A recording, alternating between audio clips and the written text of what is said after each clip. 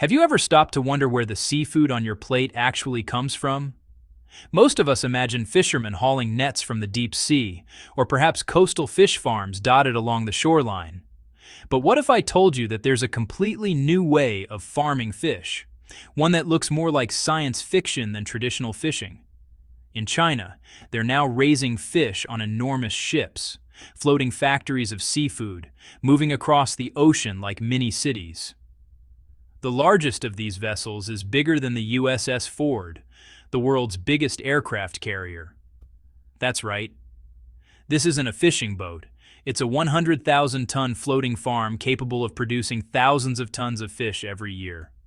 It might make you ask, why would a country with thousands of kilometers of coastline and plenty of land choose to grow its fish on giant ships instead of traditional methods?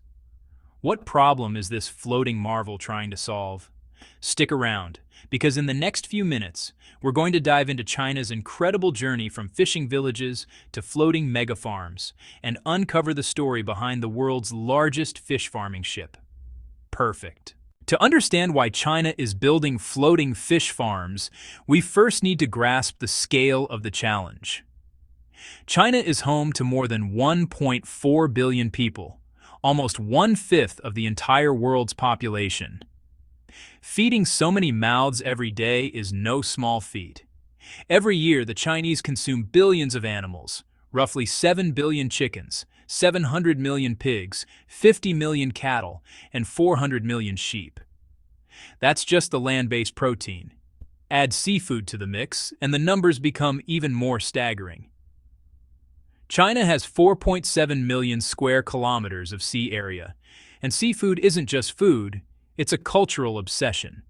From bustling fish markets to gourmet restaurants, the Chinese love their fish, crustaceans, and shellfish. In fact, China produces 71 million tons of aquatic products a year, accounting for over 40% of the world's seafood output. But here's the twist. Even with such vast seas in production, the country still struggles to meet demand.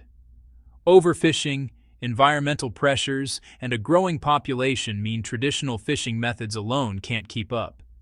The problem isn't just about catching fish. It's about sustainable, reliable, and large-scale seafood production. This huge demand set the stage for innovation, pushing China to think beyond the coastline, beyond conventional fish farms, and into the open sea, on ships. Now that we understand the scale of China's seafood challenge, it's time to meet the hero of this story. Guoxian number 1, the world's largest fish farming ship.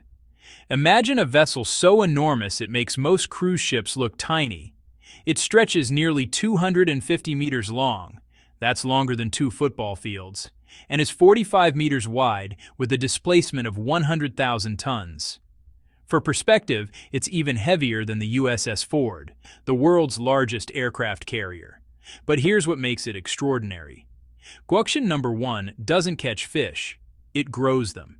Think of it as a floating factory dedicated to seafood, equipped with 15 massive breeding tanks, each holding 90,000 cubic meters of water, roughly the size of 36 Olympic swimming pools. This is not just scale, it's precision engineering at sea. Inside, technology rules the day. An advanced water exchange system replaces the tank water 16 times a day, keeping it fresh and oxygen-rich. An electric propulsion system ensures the ship glides quietly, creating a peaceful environment for noise-sensitive fish like the large yellow croaker. And to monitor growth, more than 2,000 high-precision sensors track every fish in real time. Guoxian. Number 1 isn't just a ship, it's a high-tech ecosystem on water, designed to produce seafood at a scale and quality that traditional farms could never achieve. This brings us to the next question. How exactly does this floating marvel keep the fish healthy and thriving? That's where science and innovation take center stage. Guoxian number 1 isn't just big, it's smart. Inside its 15 massive breeding tanks, the ship uses cutting-edge science to grow fish efficiently, sustainably, and at a quality that rivals wild seafood. Take the large yellow croaker, for example. This fish is extremely sensitive. It can't handle loud noises, and it thrives only in water that's carefully maintained between 22 and 26 degrees Celsius, with the right flow and oxygen levels. Guoxin. Number 1 creates the perfect environment by simulating rotating water currents and introducing nutrient-rich seawater from 50 meters deep. The result? Fish grow faster, healthier, and with meat that tastes as good as those caught in the wild. Technology doesn't stop there. The ship is fitted with 2,108 sensors that recognize each fish's face and monitor growth in real time. Feeding, tracking, and even harvesting are largely automated, so a crew of just 35 people can manage an entire ship, raising over 200 tons of fish per person per year. Despite the high-density farming, 4 to 6 times more crowded than traditional offshore cages, the survival rate of these fish remains over 95% thanks to precise monitoring and optimal conditions. Every detail, from water quality to fish health, is tracked and adjusted constantly. In short, Guoxin No. 1 is a floating laboratory combining biology, engineering, and automation to turn fish farming into an exact science. Here's Section 5, Strategic and Economic Reasons for Offshore Farming. So, why go to all this trouble? Why not just catch fish from the sea, like traditional fishermen have always done? Well, the answer lies in China's food security, economics, and, honestly, environmental pressures. In recent years, China's wild fish catches have declined sharply. Species like hairtail, which were once abundant, are now less than 1 million tons annually. To fill the gap, China imports millions of tons of seafood every year, spending billions of yuan. Relying solely on natural fishing is risky. Storms, red tides, and overfishing can disrupt supply at any time. Guoxin No. 1 solves this by bringing the farm to the fish, rather than the other way around. The ship can move to ideal sea areas, avoiding bad weather or polluted waters. Its high-density breeding system allows 6 times more fish per tank than traditional cages, and the growth cycle is 1/3 shorter, meaning 2 rounds of production can happen in a single year. From an economic perspective, it's a total game changer. Each ship can produce between 7,400 and 8,000 tons of fish annually, with an output value of hundreds of millions of yuan and net profits reaching tens of millions. Meanwhile, the automation means fewer staff are needed, which lowers labor costs while boosting efficiency. In short, offshore ship-based farming isn't just about technology, it's a strategic solution, ensuring a stable seafood supply, reducing dependence on imports, protecting wild stocks, and making fish farming profitable at scale. Here's Section 6. Global Context. How China fits in the world. China isn't the only country exploring new ways to farm fish at sea.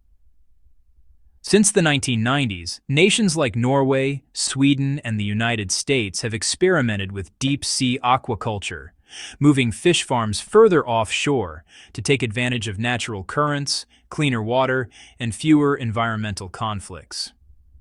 Norway is a perfect example. Its farms are set up in deep, open waters, far from the coast. This approach minimizes pollution, uses the ocean's natural flow to maintain water quality, and protects local ecosystems. Norway's deep-sea aquaculture has become a major pillar of its seafood industry, combining efficiency with sustainability. China is now scaling this concept on a massive level. Beyond Guoxin No. 1, the country has built multiple advanced breeding ships and plans to launch 50 large deep-sea vessels over the next decade. Collectively, these ships could produce 400,000 tons of seafood annually, potentially making China the world's largest producer of deep-sea farmed fish. What sets China apart isn't just adopting the idea, it's expanding it, combining technology, automation, and scale to dominate a sector that other countries are only experimenting with. This global perspective shows that ship-based aquaculture isn't a niche trend. It's the future of sustainable seafood, and China is leading the charge. Here's Section 7, challenges, and future prospects. Of course, building and operating massive fish farming ships isn't without challenges. The investment is enormous. Each vessel costs billions of yuan, and the technology is complex. Maintaining water quality, controlling disease, and ensuring optimal growth conditions in the open sea requires precision engineering and constant monitoring. Add environmental concerns, such as marine pollution and sustainability pressures, and the task becomes even more daunting. But China is tackling these challenges head-on. New ships like Guoxian 2-1 are being designed to diversify the species they farm, from high-end fish like grouper and salmon to more common varieties. Automation continues to expand, with feeding, monitoring, and harvesting becoming increasingly efficient, reducing labor costs and improving productivity. Looking ahead, the potential is staggering. If China successfully builds the planned fleet of 50 deep-sea breeding ships, it could dominate global seafood production, reduce reliance on imports, meet domestic demand, and even set new standards for sustainable, high-tech aquaculture. These floating farms may reshape the seafood industry worldwide, combining innovation, scale, and environmental awareness in ways never seen before. Here's Section 8, Conclusion and Call to Action. From wondering where the seafood on our plates comes from, to discovering giant high-tech fish farming ships navigating the open seas, we've seen how innovation is transforming the way China produces food. Guoxian No. 1 and its successors aren't just engineering marvels. They represent a new era of sustainable, efficient, and high-quality seafood production. By combining advanced technology, science, and smart management, China is tackling a problem that affects billions of people, feeding a growing population while protecting the ocean. And it's doing so on a scale that could reshape global aquaculture. If you're fascinated by how the future of food is being reimagined, make sure to subscribe to our channel and turn on notifications. That way, you won't miss our upcoming videos exploring the world's most surprising innovations, from floating farms to breakthroughs that could change the way we live, eat, and think about our planet. The ocean is vast and the possibilities are endless. And this is just the beginning.